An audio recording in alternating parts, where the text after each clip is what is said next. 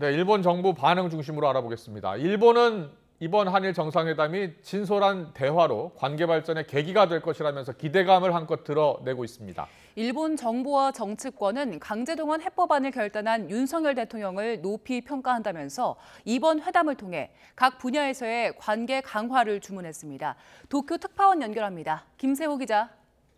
네, 도쿄입니다. 네, 먼저 이번 한일 정상회담을 보는 일본 정부의 기대감 매우 높은 것으로 전해지고 있습니다. 현지 분위기부터 전해주시죠. 네, 우선 일본 정부 대변인인 마스노 히로카즈 관방장관은 오늘 오전 기자회견을 열고 이번 회담에 대한 일본 정부의 기대감을 전했습니다.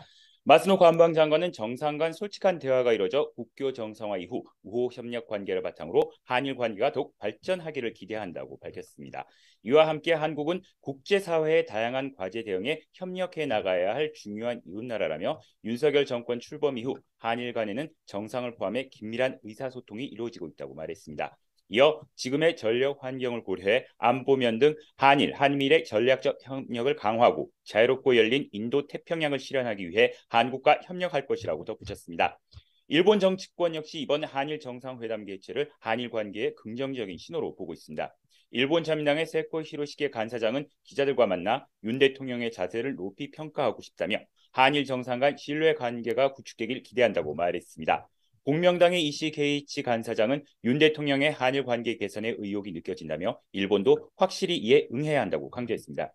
입헌민주당의 이즈미 켄타 대표도 경제, 문화, 안보 등 어느 분야에서든 한일 관계는 중요하다며 한일 관계가 강화되는 회담이 되길 희망한다고 밝혔습니다. 다만 일본 정치권에서는 우리 정부의 강제동원 해법안과 관련해 한국 정부가 언제든 번복할 수 있다며 이번 정상회담에서 한국 정부의 약속을 확실히 받아야 한다는 의견들도 나오고 있습니다. 네, 이번 회담에서 한일 양국이 안보와 경제에서 전 방위적인 협력을 구축할 걸로 보이는데 일본에서는 어떤 전망 나옵니까? 네, 우선 반경 능력 강화를 천명한 일본은 우리나라와의 국방 안보 협력 부문에서 성과를 얻는 데 주력할 것으로 보입니다. 일본은 윤석열 대통령이 북한의 핵미사일 고도화에 맞서기 위한 한일 협력의 필요성을 밝힌 부분을 집중 부각하고 있는데요. 이러한 윤 대통령의 인식이 한국의 강제동원 해결안을 결심한 배경으로까지 분석하고 있습니다. 특히 북한의 미사일에 대응하려면 우리 군의 군사 정보가 절실한 만큼 한일 정보 보호 협정, 지소미아의 정상화도 이번 회담에서 중점적으로 다룰 전망입니다.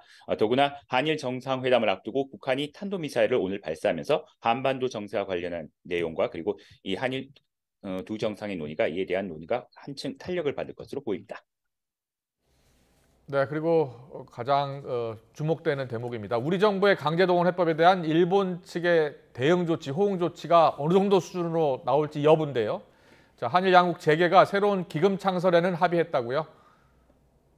네, 그렇습니다. 일단 지금 현재 대략적으로 나온 내용을 제가 좀 읽어드리면요. 이제 조금 전 1시 반쯤에 이제 발표를 했는데, 그 내용은 이제 전국 경제인 연합회 그리고 일본 경제인 단체 경단련이 한일 재계 회의 개최 등을 통해 한일 경제 교류 강화를 위한 방안을 거듭해왔다. 그리고 이번 기회에 미래지향적 한일 관계 구축을 위한 기회를 확고히 하기 위해 두 단체는 공동 사업을 실시하기로 하고 각각 한일 그리고 이러한 미래 파트너십 기금을 창설하기로 했다는 내용입니다. 그리고 이 한일 양측 이 경제 단체의 이 기금 규모는 대략 1억 원 정도로 현재 알려지고 있습니다. 1억 원 상당의 기금을 서로 한일 양측이 마련하는 것으로 현재 전해지고 있는데요.